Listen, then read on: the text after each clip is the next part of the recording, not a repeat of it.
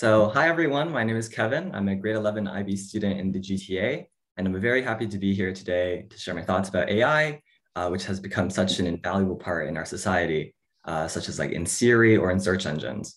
Just before I start, I want to thank everyone who's been part of the GYC for their work in making such an interesting competition, as I've been able to learn so much from all the other mentors and fellow competitors as well about the world of AI and its many implications. So thank you for that. As many of us know, businesses and private companies have been at the forefront of the development of AI, and they've brought incredible technological achievements such as social media and self-driving cars. But they also have the power to use AI in almost any way they see fit, so both good and bad. With current legislation, businesses have the ability to choose between using AI to the benefit of us all, or they could just benefit the wealthy only. I believe that AI, because of that, it would become a potential social issue that many people will want to talk about and just like try to make sure that we're using it in the right way. And to do that, I believe that art is actually a very powerful medium that people can use to spark social change in all of its forms. I was inspired by protesters who often use posters and art to make a statement and have people think about the current system and how it could change for the better. In addition to other more traditional artists who use art as a form of communication to project their ideas. And therefore, I created the artwork, which I submitted. Hopefully you can see that a little bit.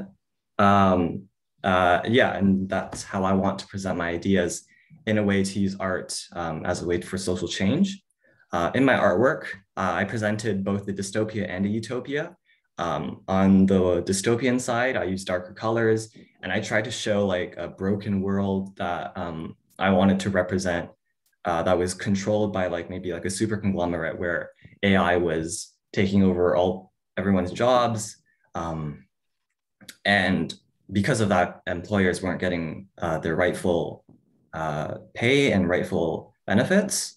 And then on the utopia side, we have the side where AI can be used for the benefit of us all, and it could streamline our daily lives, such as how we use, many of us use Google, which helps us get information that we want. We can use Siri to, or even like Google Home to control our houses in a way that makes our lives much more efficient. So there are so many different ways that companies can use AI to either help us in the case of these helpful like Siri, these assistants, as well as how they can also use it for bad, such as in social media with echo chambers because of the way that social media and the AI that's used there is set up. And that's why I chose to show both a dystopia and a utopia in my artwork. So basically, like the future of mankind just it depends on how companies decide to use AI, and we must pay attention to how they use it so that we can, just as Justin Trudeau said in his supporting letter to the GYC, we need to make sure that we're keeping the use of AI in a beneficial way so that we can help more people rather than let the wealthy take control of us all. And that's how we can determine the future of humankind. Thank you. Thank you, Kevin. Excellent. Well done. Your first question will be presented to you by Professor Slaughter. Hi, Kevin. Hello. I was really affected by your art. I thought, it's digital art and it's a genre that your generation has really embraced. And I really appreciate your comments about the role of that art in the social movements. That is another prominent feature of your generation. I think we skipped a couple generations in terms of those kind of protests and movements and they're back, which is neat to see. So thank you for representing these ideas in terms of the artwork. It really is effective. I want to ask you a question. I thought, so I get it, but I want you to expand on your argument a little bit. So mainly I heard worries about, the dystopia, the rise of mega companies and maybe the toxic echo chambers of social media. In the AI, and you just addressed this a little bit, but I wonder if you could expand a little bit more in terms of the city of light, okay? Oh, yeah. I'm imagining 40 million people in Shanghai, China, or 10 million people here in Toronto in the year 2050. What's AI doing for all these people, right? So if the internet and the mobile smartphones were the sort of big new miracle technologies that transformed our society over the last 30 years, and they have. What will be the big new things? I mean, you mentioned smart homes, and that's an interesting one. What else can you say about this city of light? What are the things that AI are doing for people? So I feel like the main way that AI can help us all is just through efficiency. Like as with the smart homes, we can use them. If in the future we can use AI on a larger scale, we can use AI like I think right now they're even using like machine learning at least to control the electrical grid to balance things out.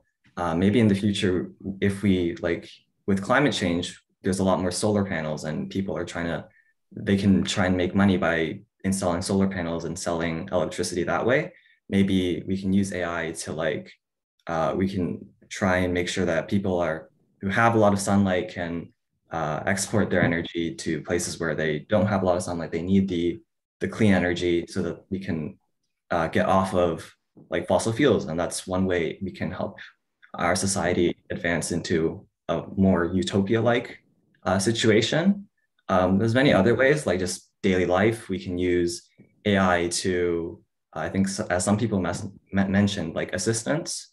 We can use them to help if it develops in a way that we can use it to help maybe the elderly get around, since the elderly often don't drive cars, especially in North America where public transit isn't great.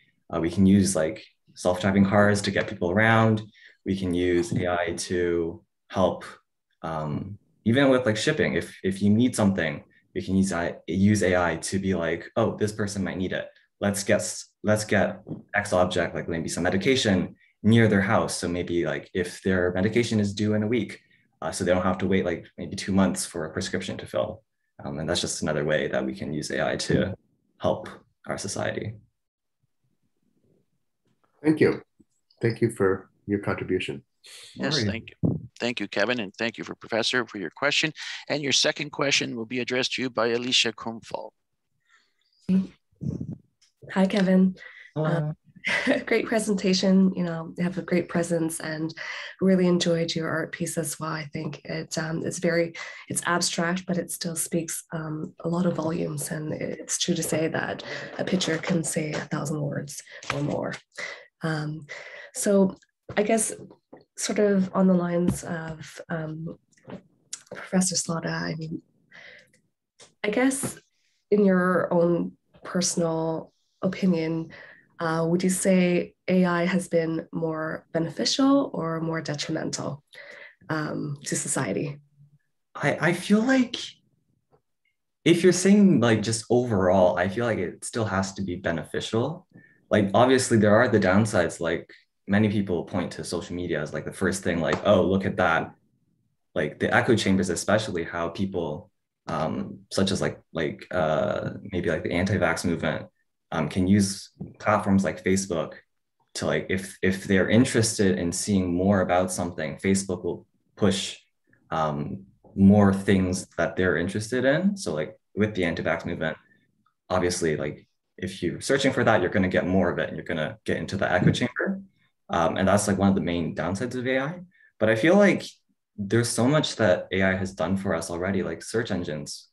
30 years ago, I know that people, or at least my parents always say that when they were in school, like they had to flip through textbooks to find information. It was so hard to get world news. Like nowadays with like the internet, social media helps a bit with this, but also with like search engines, it's so easy to get information and to know what's going on and how you can help our world that AI has, even if AI hasn't itself done like astounding things to improve our lives, it has allowed us to, on our own, we can like, it has empowered more people to do things on their own, which I feel is a great place. It's a great way that AI has helped us. And it's also helped people like us gather around together so we can share all these thoughts and opinions in such a great way. And that's just, yeah, that's just a great way that AI has helped us. So I feel like it's generally positive.